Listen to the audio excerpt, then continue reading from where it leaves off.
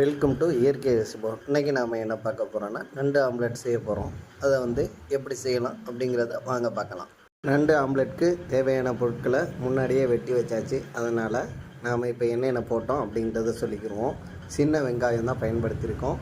நாட்டுக்கோழி முட்டை, நண்டை அதனுடைய சதை பகுதியை தான் எடுத்து நாம் கலந்துருக்கோம்.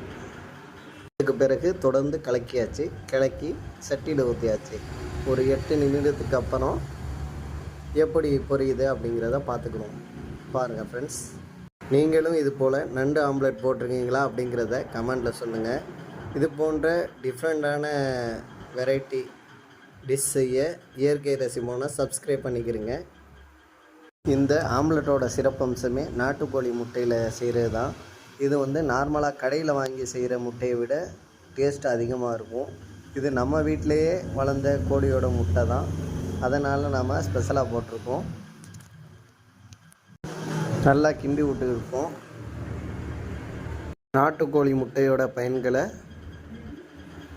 ஒரு வீடியோவாக உங்களுக்கு ஷேர் செய்கிறேன்.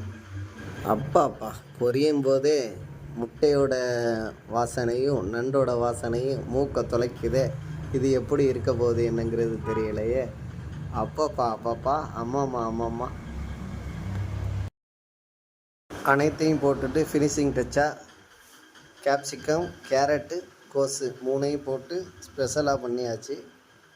இப்போது தயாராக இருக்குது. இதை நாம் சாப்பிட போகிறோம். இது போன்ற வீடியோக்களை தொடர்ந்து பார்க்க இயற்கை ரெசிபோனை சப்ஸ்கிரைப் பண்ணுங்கள். லைக்கையும் கமெண்டையும்